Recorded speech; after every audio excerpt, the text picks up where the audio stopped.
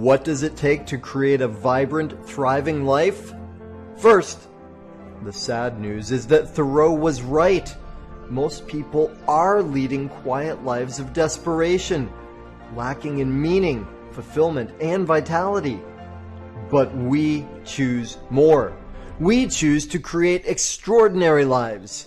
And the Art of Vibrant Living show entertains you with inspiration, empowerment, and education to create your life into a masterpiece.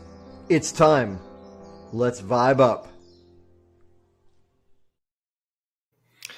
Aloha, y'all. Daniel Aaron here. I am your host, and this is the Art of Vibrant Living show.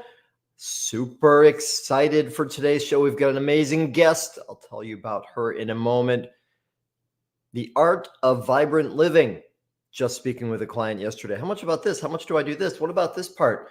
My response, it is called an art for a reason. And here's my hope for you. My desire for you is that you please be inspired. I know that's going to be easy for you with our guest today.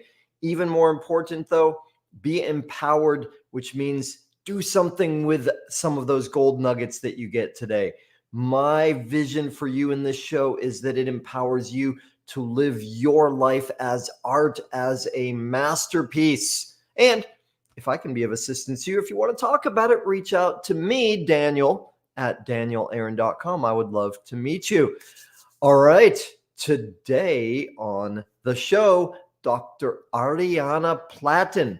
She is an evolutionary force in spiritual transformation. She bridges ancient wisdom with contemporary teachings, empowering people to use sacred ceremonies to address life challenges. As a revered mystic and visionary, Ahriana is a compass for spiritual leaders aiming to reshape the world. Her influence resonates across a global community in 50 plus countries. She's an ordained unity minister, a formidable high priestess in 2 esoteric traditions, and a mentor for spiritual entrepreneurs.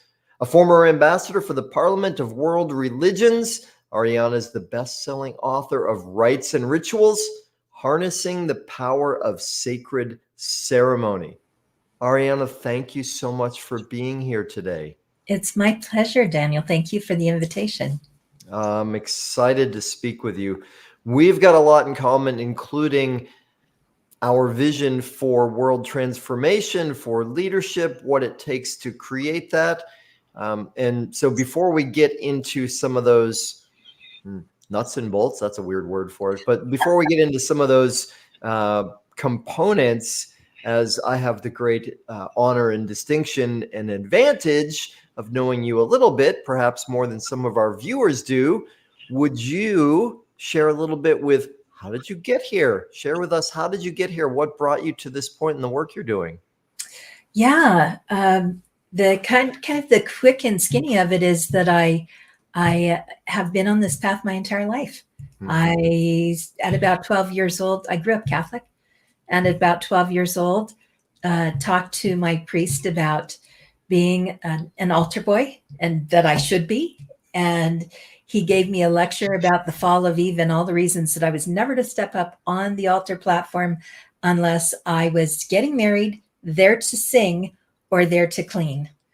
And that I left church and went home and told my mom I'm not Catholic anymore. And she said, as long as you live in my house, you're Catholic, but you can do whatever you want when you get out of my house. And I did. So it's an interesting thing to think back on it, because I don't think at that point I had any real understanding that I would end up in ministry or move forward into spiritual leadership.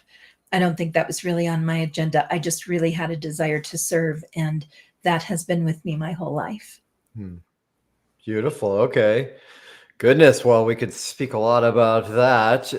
And let's move on though, because I'm curious then what happened? You stayed Catholic, whatever that meant to you for the remaining time that you were in your mom's house. Presumably you moved out at some point, and that maybe formalized in some way your own divorce from the Catholic Church in some way. What happened then, though? How did it evolve to, say, becoming a Unitarian minister? I'm a unity minister, Oh, and sorry. Yes. There's a difference between those two things. True. So I like to be specific about that. Again, a very interesting happening in my life. I left Catholicism, went into very evangelical Christianity, found once again that I was not welcome, as I am in leadership, and stepped out of that and spent 30 years in goddess cultures, in pre-Christian European indigenous tribal teachings. And that time of really studying the traditions of the earth, really understanding the deeper, more embodied practices of spirituality really changed me. And I was invited to be a guest speaker at a Unity church and became a regular guest speaker at that church. And after many years, the minister there said, "Why don't you come and be my associate minister?" And I said, not only no, but hell no. I don't want a congregation. I don't want to do that. And I had a really remarkable experience. At the time that he decided to leave, I had been invited back to speak, to teach earth-based traditions at the Catholic University in Omaha, Nebraska. So it was a really full circle time where somehow they found me, reached out to me, called me and said, "Will you come and teach us about earth-based traditions?" And I taught a course on medicine bags and proceeded to lose mine. The one that I brought, that I had made, went away. And about 6 months later, it showed up on the desk of the minister at the Unity Church where I had been guest speaking, right just following his having given his resignation. And I found it on the desk that morning. I went to speak. He called me and said, "Hey, I'm not going to be there. I've given my resignation." I was set to speak for him the following weekend. And I came in and sat down at the desk, and my medicine bag was there. And I called him and said, "How long has my medicine bag been here?" And he said, "However long ago it was that you taught the class," because I had taught it in Omaha and I had taught it for his community as well. And so it had been sitting on the desk for 6 months. I had not seen it. I had been in there 5 times and not seen it on the desk. And when I picked it up, I realized when I made that medicine bag, the prayer that I put into it was, "Show me what is the next big piece of work for me." So it was on the desk right after his resignation. And I said to him, "This is a little too much. I don't really want to do this. And I think you should tell me it means something other than this is my next big piece of work." And he said, "I'm not telling you that. I think you need to talk to the board." And so I did. And I agreed to serve for a year while they looked for a minister. And 14 years later, I was still there. So Spirit sometimes is taking you on a very interesting path to get you where you belong, even if you don't know you want to be there. That's beautiful. I love that. The friend of mine calls that the synchro mystery. Yeah. Right? Yeah. We And use the word synchro divinity. synchro Yeah. divinity. Okay, cool. Well, speaking of terms, then I also have a lot of experience in, I don't know what we say, alternative or less than mainstream spiritual traditions. And yet I heard you use the word earth-based, the words earth-based. Is that right? That's And correct. and I don't know that terminology so much. Could you say more of that? Yeah. So earth-based traditions really are indigenous cultural teachings from all around the world. Whether you're in India or you're in England or you're even in the United States, we have tribal teachings that have to do with what the world was like before we went to a book to learn something. When we looked to nature and said, "Oh, the insects are back, the birds will follow that. The next larger predator will follow that," and so on and so forth. So we can plan what we need to do based on paying attention to where the sun is, where the stars are. what season it is, what's growing, what's dying. All of that is earth-based tradition. It tells us that we are connected to the planet and at one with it. We are not here to be stewards of it, nor are we here to have dominion over it. We are equal to any other life form here. And those life forms are doing what they do, and we're doing what we do. And we may be a little out of balance in our taking over. We are a large species on the planet. But the more we turn back to earth-based traditions, the more we live in sync with the planet, the more healthy we are in our relationship with the planet. Beautiful. I love that. It's interesting. I was on a retreat this past weekend on one of our neighbor islands in Hawaii. By the way, for anyone tuning in live with us today, this is an important day for us based on Maui. That's where I live, where the studio is, and this is what some people call our fireversary. It was a year ago that the town of Lahaina burned. So I'm honoring and appreciating that destruction and the challenge that's been there for them, for us. And last weekend I was on a neighbor island, and we had a what's called a kahuna, an elder in the Hawaiian tradition, kind of like a priest in some way, a holy man. And he came and was giving a blessing for us for the work we were going to do. And he said something beautiful. It was the first time I'd ever heard this in this culture, which is when indigenous Hawaiians speak of who they are. When someone says, "Who are you?" One answer is to reach down and pick up some earth and say, "We believe this is our ancestor." Right? These are our ancestors. And it was never heard it that way before. It was really beautiful, though. Yeah.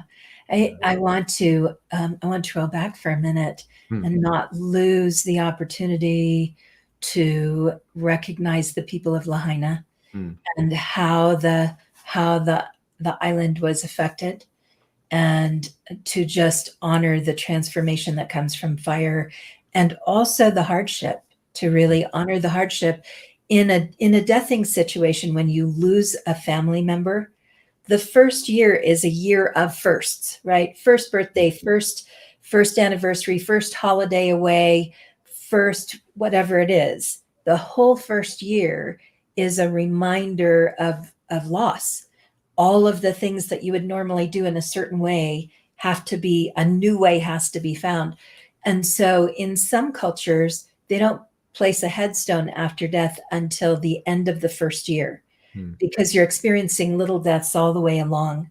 And so I just want to really honor that 1 year transformation time and the strength and courage that it takes to get through that year of firsts and all the change that comes with it. Thank you. Yeah, I'm with you on that. Well, maybe that's a good segue. There's so many things I want to ask you about, and then we can speak about.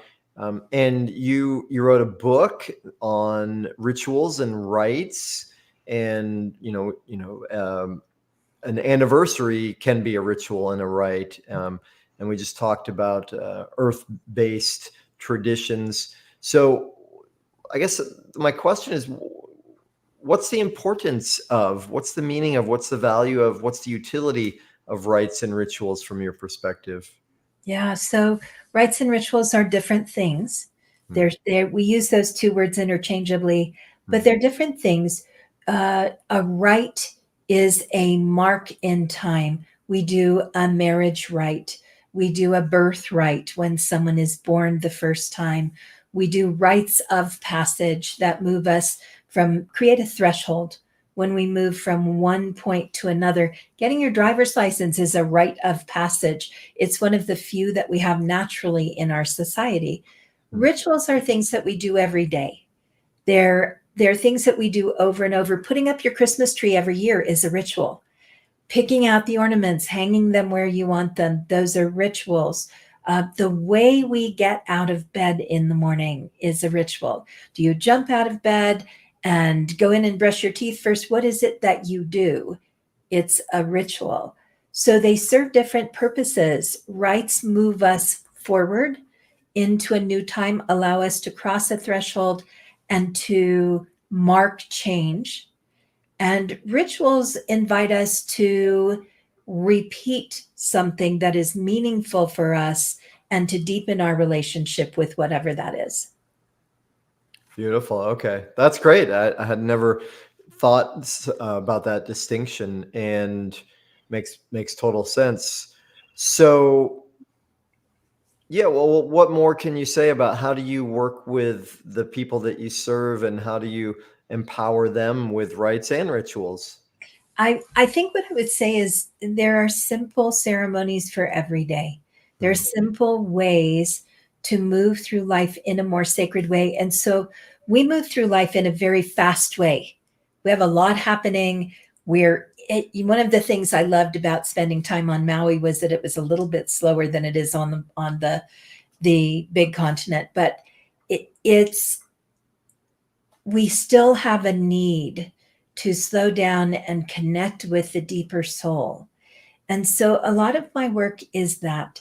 A lot of my work is to say, what is the most simple thing you can do? So I mentioned getting up in the morning and brushing your teeth. So you can get up and you can brush your teeth just like you were taught to do 27 times, however many times your mom told you.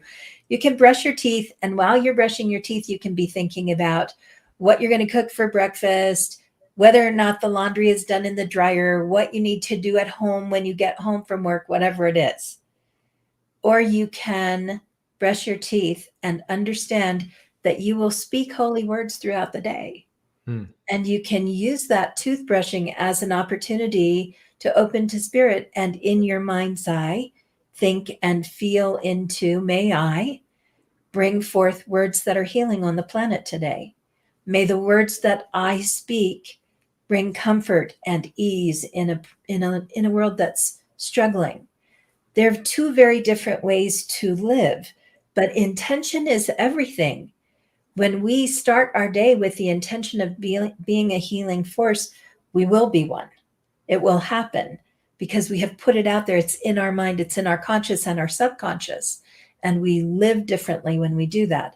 So there are lots of different ways to look at your life. What I find most often is that people say, I don't have time for all these rituals.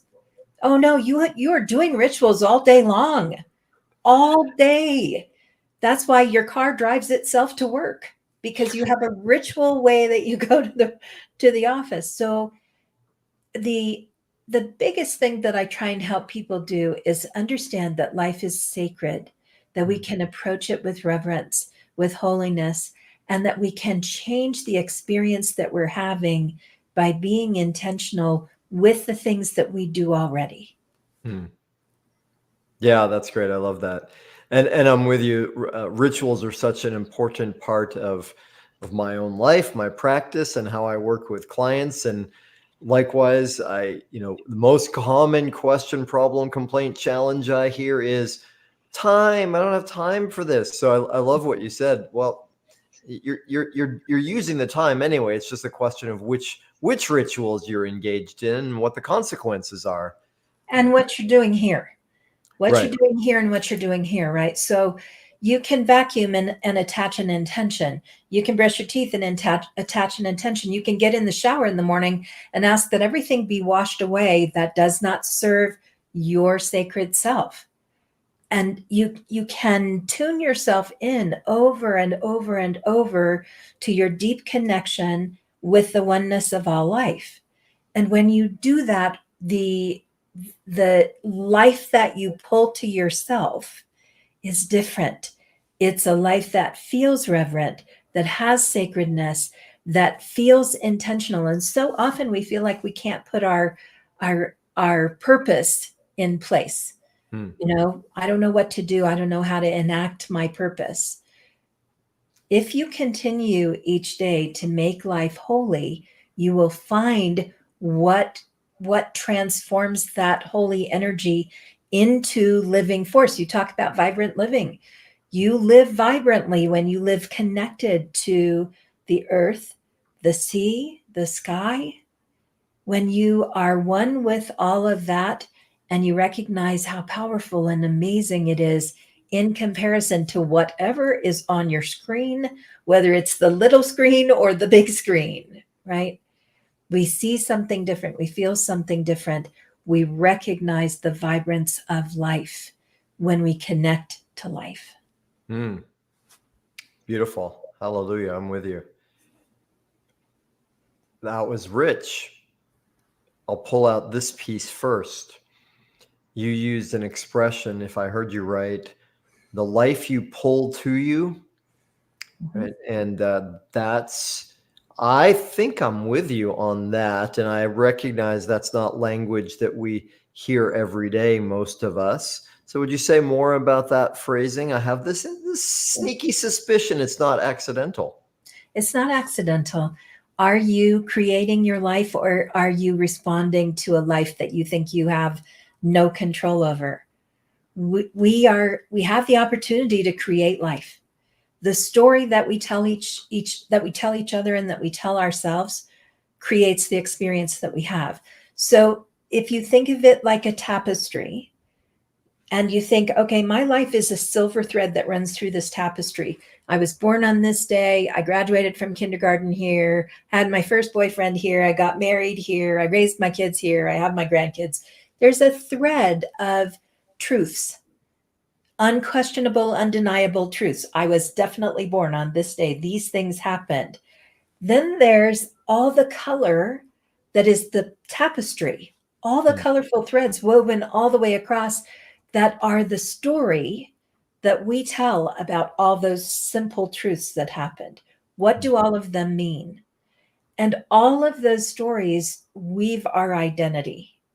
So if every day I'm weaving my identity according to what I read in the newspaper, what I hear on the radio, what is showing up on TikTok, whatever that is, I'm weaving a story that is influenced by everybody else's idea about what life is.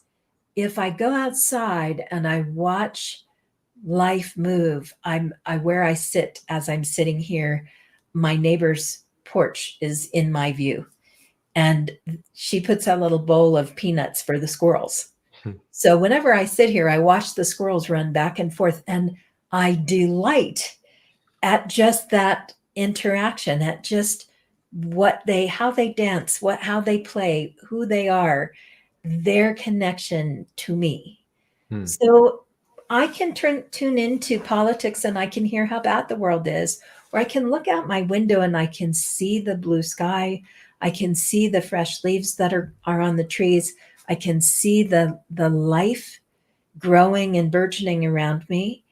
And I get to choose which of those I want to influence who I am and how I am. And I am pulling that to me by my intention.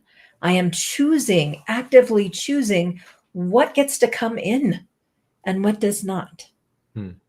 And yes, do we have to be responsible and accountable in our life? Of course we do. We have to make decisions about how we'll vote, how we'll pray, who we'll bring into our house, what we'll buy at the grocery store, whether or not we put the right kind of gas in our car, all of that stuff. We have to do all of that stuff.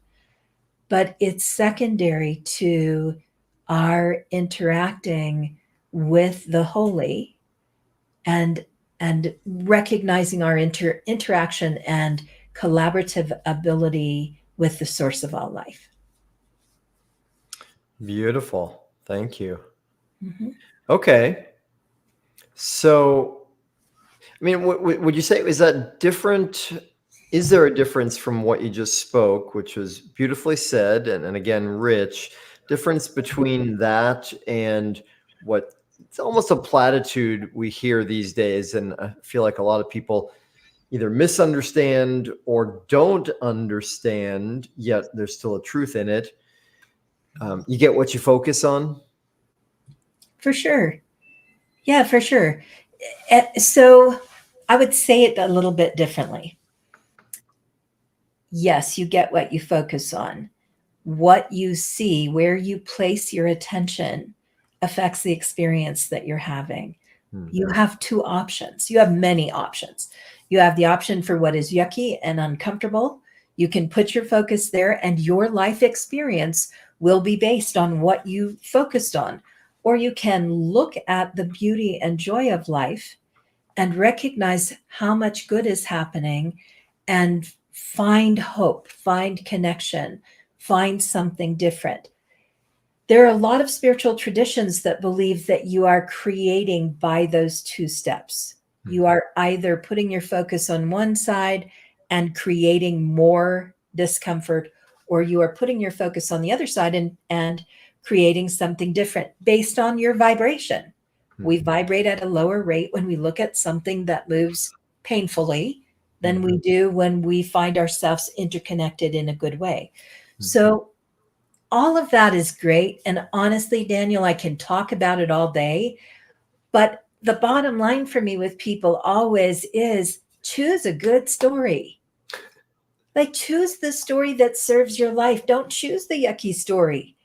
There are young people in the world, young, and when I say young, I'm talking about teenagers and young adults, college students, who believe because all they hear is that there is no future for them.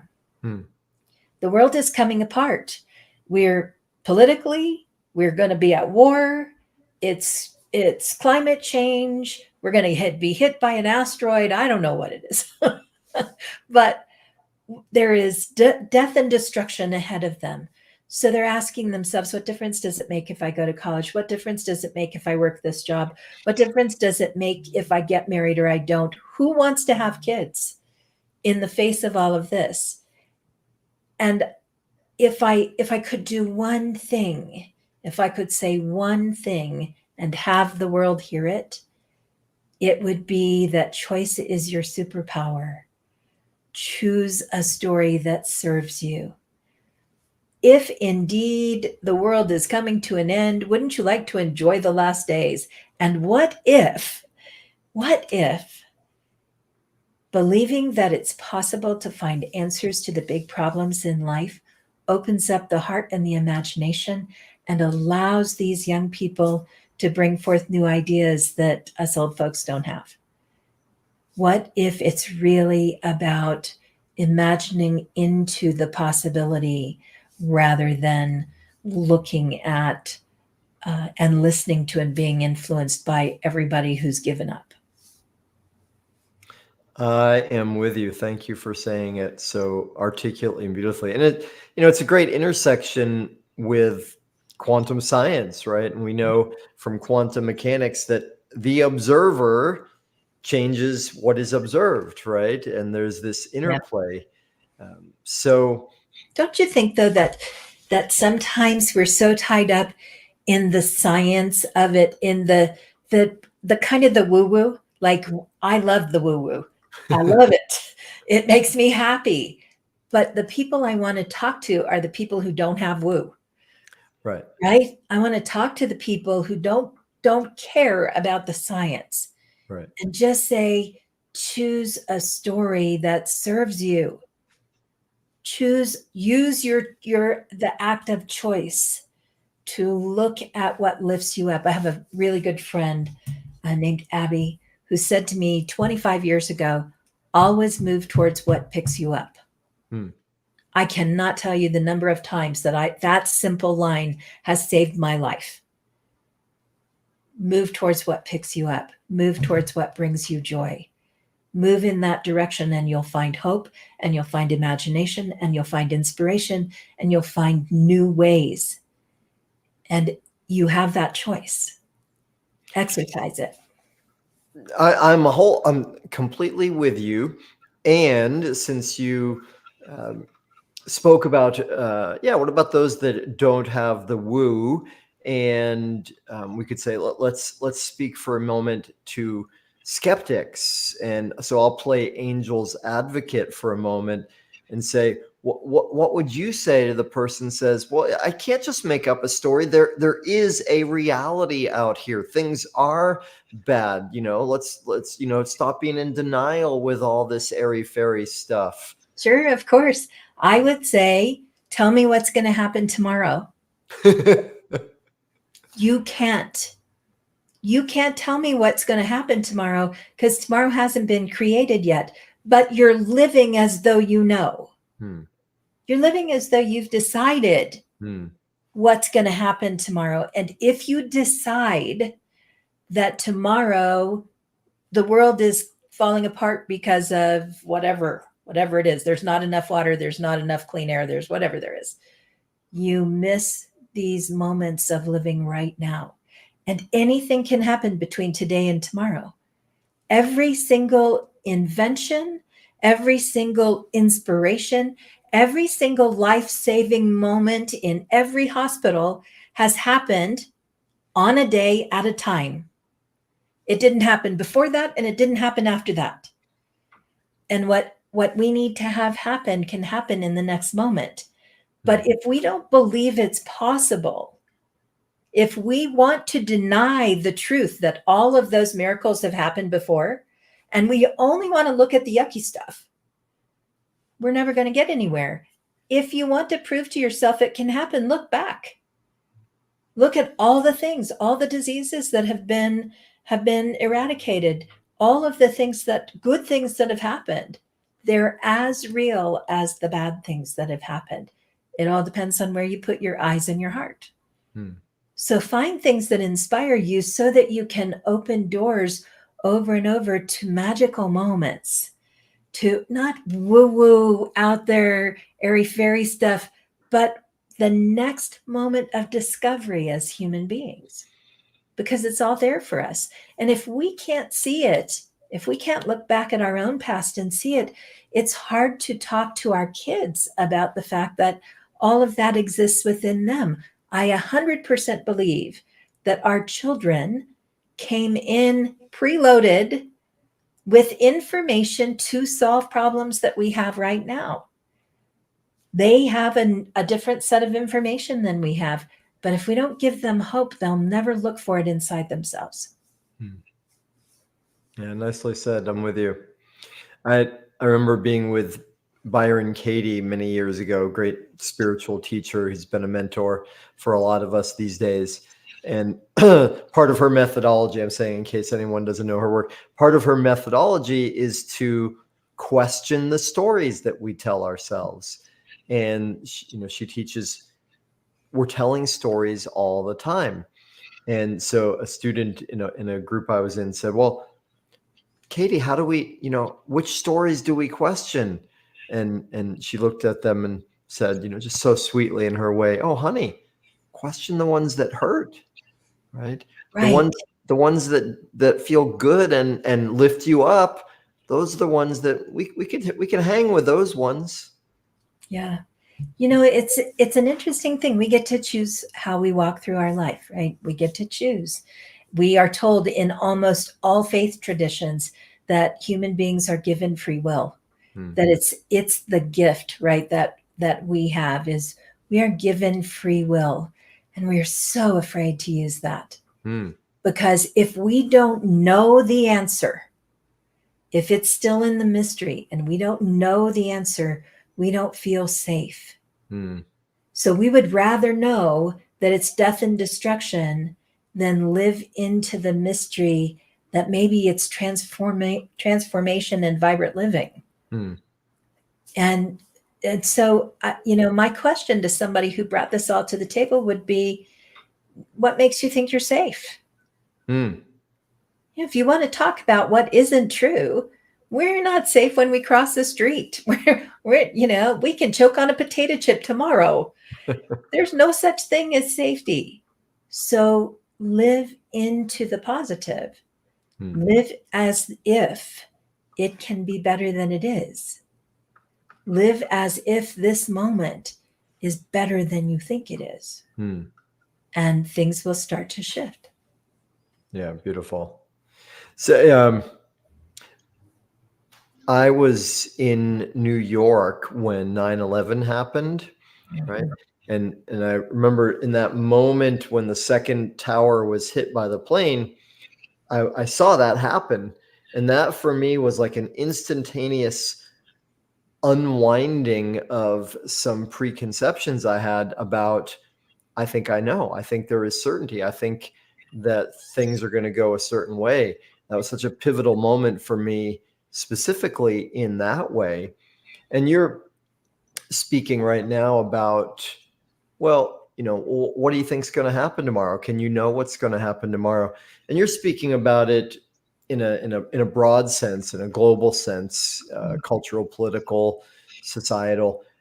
I'm curious, where do you take that on an individual level? And I ask specifically because there are a couple of clients that I work with right now. I'm helping them to embrace what I think of as a really powerful yet sometimes challenging truth, which is the more we can embrace the mystery and not try to know, not need to know, not cling to our illusion of certainty, the more we can be in the mystery and not know, the better things can work out, the better our life can be.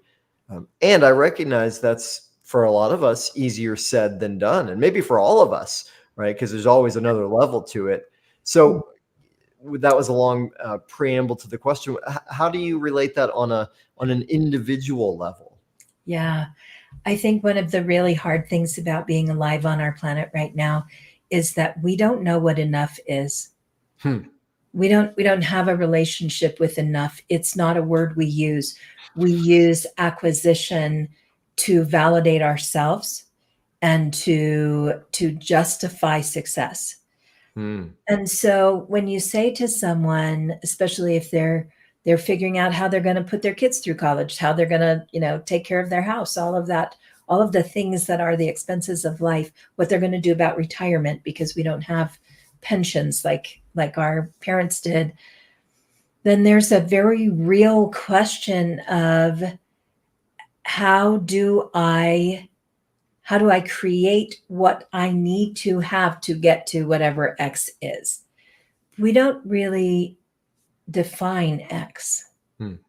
We don't really ever ask ourselves, well, what would it be like if enough means that my kid has to put himself through college? What would it be like if enough means that I downsize my house instead of upsizing? What if I could rent a boat and I don't really have to go buy one? Whatever it is, we can spend this entire lifetime and leave this mortal body feeling like we're still trying to be more than we are.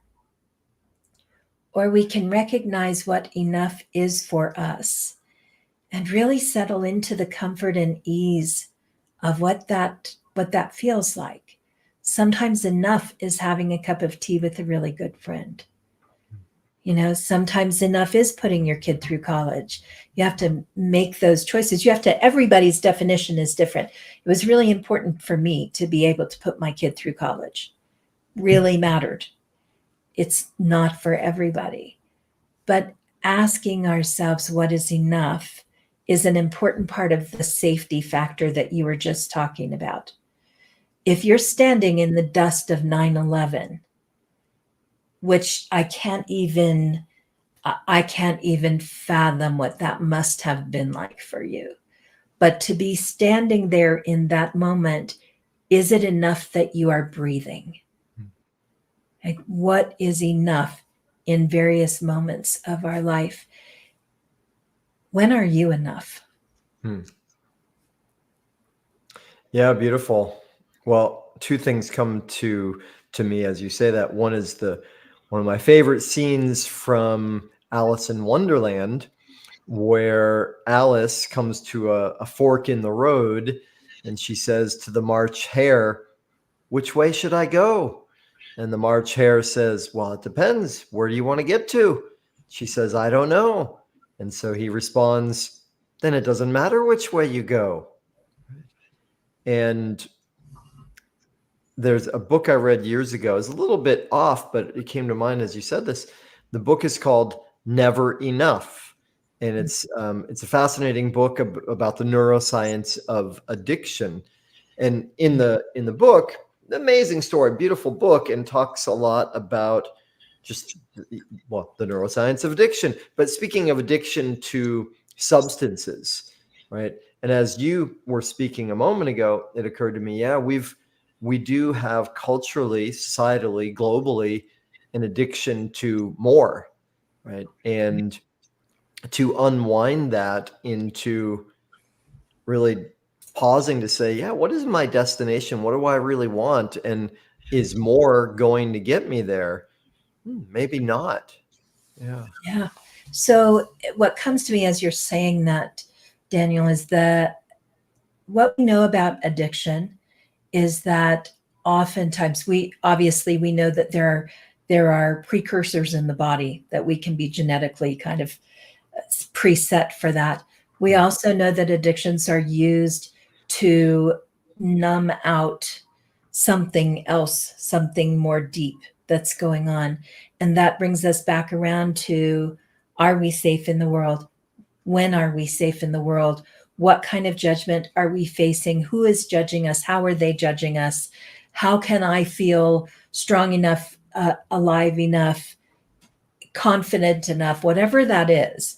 We use addiction to combat feeling less than, feeling uncertain, feeling deep pain, feeling rejection, feeling like we don't fit in. Whatever all of that is, it begins to shift if we as a society change our ideas of what enough is. If we get back to valuing people for kindness, for courage, for forthrightness and honesty, for integrity, when we come back around to the things that really are important about being human, and we stop valuing how much stuff we have, we stop having dollar signs equate to the goodness of a person, then some of these things will dissolve. Some of these addiction problems will dissolve because there are an awful lot of really kind, generous, sweet people on the earth who feel unworthy because they don't make enough money. And how crazy is it that we live in that? What kind of a sickness is it? That it's all about what we do and what we generate rather than who we are. That is how we determine being enough in life. Yes, beautifully said. Well, and that's a perfect segue for me too, ironically, because one of the things I appreciate about you that we have in common is, while we can both swing way over here to the woo-woo side, right? And we both have a high valuing on spirituality and different spiritual traditions. We also have a foot in the world of commerce and business, right? And we were speaking earlier, and I was commenting on a couple of your programs you're offering, right? One is more of a, from my perception, correct me if I'm saying this poorly, one is more of a focus on business, right? The mastermind program. And another is more, I don't know, personal, spiritual. And so my preconception was, oh, the one that's focusing on business, that's going to be the bigger investment financially, though it's actually the reverse. So one is, did I summarize that accurately? And two, what's up with that? Yeah, you are summarizing it. I have a business mastermind. I have 21 years of background traveling all over the planet, working with people who have lots of money to build theme parks and attractions and hospitals and all kinds of things. And then I have this kind of parallel life that has been spiritual study and immersion in spiritual practice. And so I know that we need to support ourselves. That's a reality in life. I want to honor people who are trying to pull their spirituality back in and weave it into their business world. And I love to business mastermind. That's fun. That's me working with you on marketing and how you manage a budget and how you do a strategic plan and all of that stuff. I know a lot about that and I love it. And I love to support people doing that. The mystery school, which is the bigger program, is 52 weeks of working with me. We're going to work every week, and we're going to learn what the spiritual languages are that are not based in what we speak, but based in what we feel and what we know. We're going to move deeply into what the concept of transformation is and all the different tools that can be used to transform a circumstance or a time or a place or your own self, and to transform what you're experiencing in life. And I have pulled together 30 years of traveling all over the world and studying with masters all over the world to bring together tools and techniques and practices that have worked for eons, that have belonged to the medicine men and women of the world's tribes, all the different tribes, all the different ways of doing things, because we're here to do something more than make money. We're here to do something more than make money. And but people say to me, "Oh, well, Ahriana, you're not supposed to have to pay for spiritual practice." Who told you that? Who said that to you? Because here's the deal: as far back as we can look, people in a village would give a goat, bring a bag of potatoes, and help you build your house. If you were the medicine woman for the tribe, they would provide for you so that you could do the healing, so that you could do the teaching, so that you could work on the things that really mattered, on the creative aspects of what the tribe was trying to do. There has never been a time when the spiritual people who did the spiritual work were not cared for. We don't do that right now. I can't have a goat. I'm not allowed. It's not my residential agreements with the city won't let me have a goat. So yes, I charge a price for the work that I do, and your life you will get tools for transformation for that. And that work I want you to show up for. So if I charge you a small price, you're like, yeah, it's not that important. This is really important. If you want to change your life, show up every week for 52 weeks. If you can't show up, I'll record it for you. But I want to work with people who want to change their life. And if I have you pay for it, you'll show up. Hallelujah. Well said. One of my favorite stories, one of the tools I work with is astrology. And years ago, I was studying the work of Gurdjieff. And right, for those who don't know, Gurdjieff is a mystery school originator, a spiritual teacher, a kooky character, very tapped in, unusual, powerful. And back in his day, which was, 80 years ago, something like that, maybe longer, I forget. Anyway, he charged for an astrology reading $1,000, which even by today's standards is considered a large price. And somebody said to him, like, dude, why do you charge that? And he said, because I want to work with people that are ready to change their life. Right. So that principle of sometimes, not always, but sometimes in life, you get what you pay for, right? You get what you put in back out of it. And money's not the only thing that we put into it, right? Time, love, attention, courage, those things matter as well. So let's go to the other side though for a moment, because I'm with you. We've got some spells or conditioning that aren't necessarily true or serve us around, like you don't pay for spiritual stuff. Also on the flip side, there's this preconception that sometimes comes in there that I help clients with a lot, that it's okay to make money, right? And it's okay to earn well, to get what you want in life, right? And yeah, like we can go back to the earlier part of the conversation about how much is enough. But for you as someone who again has a foot in the world of commerce and a foot in the world of spirituality, what do you say? How do you help people that maybe have trouble charging for their services or charging what it's worth? Yeah, I think a lot of us have that. A lot of us have, because it's an intangible. If you buy a box of cereal from me, it's a box of cereal. You can take it home. If you are learning a sacred technique and you don't do anything with it, it's information. It exists somewhere in your mind, but it's not necessarily, you can't pull it off the shelf unless you really practice it and you know what to do with it. So, I don't believe we're here to give it away, but I do believe we're here to give it away. And what I mean by that is there's a scripture that says, as you give, so shall you receive. Right? It doesn't say once you receive, then you should go out and give, and then you'll receive again. That is not what it says. It says, as you give, so shall you receive. And when it comes to working with people, there is a whole piece of giving that most of us do when we start.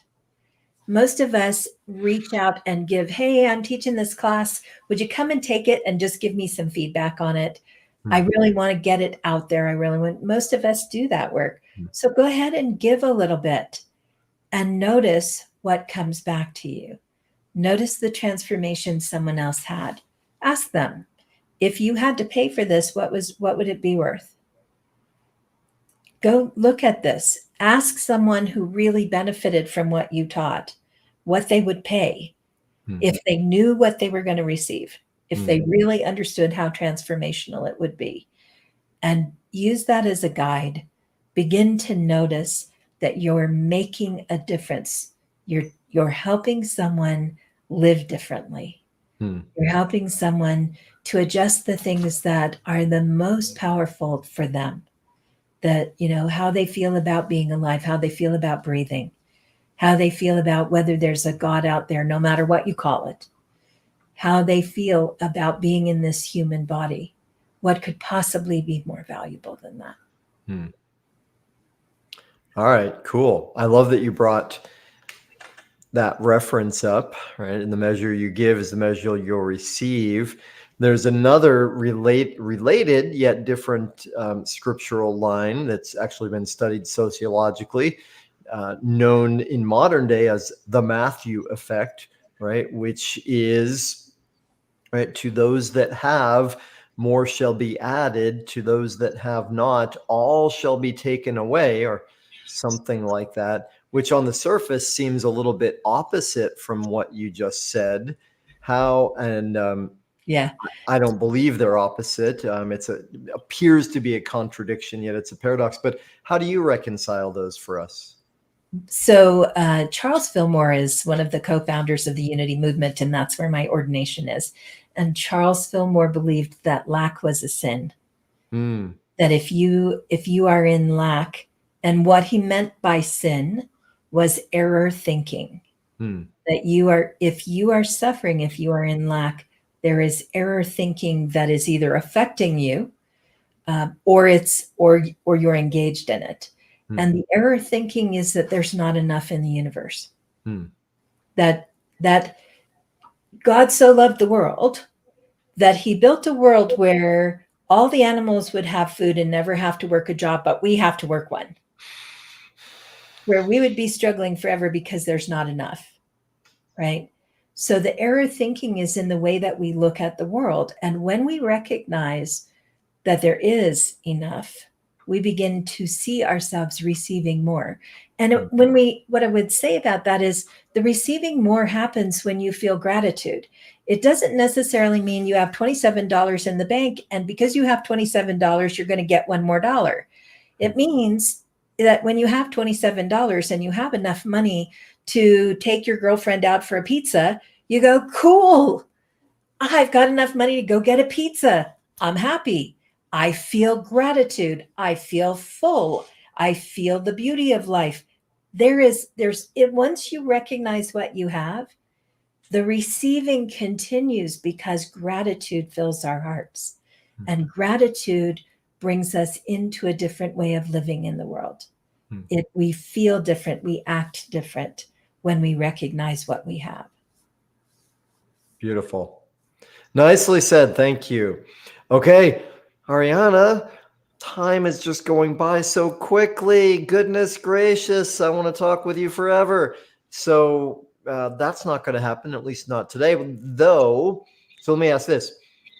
No doubt there are some people in our audience, live or by rebroadcast, who are saying, that Ahriana woman's got it going on. I want to connect with her more. What's the best way for them? I am really easy to find on pretty much any social media. But if you go to Facebook, you will find me. Just put in Dr. Ahriana Platten. You will find me there under Ahriana, under Dr. Ahriana. You'll find me on Instagram. You'll find me on YouTube. You'll find me on LinkedIn. You'll find me. If you put my name into the search bar, you will find me. My website is www.asoulfulworld.com.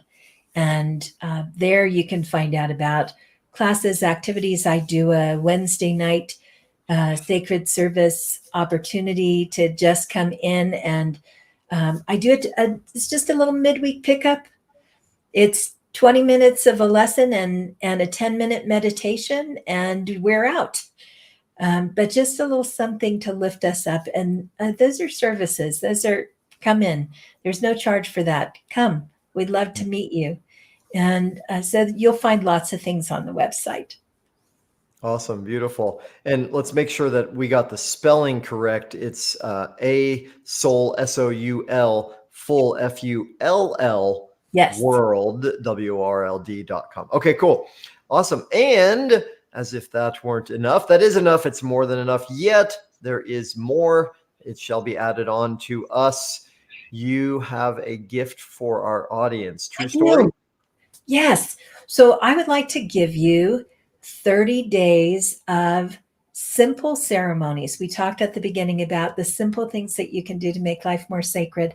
I would like to give you 30 days of simple ceremonies. Every day you'll receive an email in your email box, and it will include a meaningful quote, a little bit of a thought about how to apply that in your life, and a simple ceremony that you can do without changing the amount of time you spend every day being alive.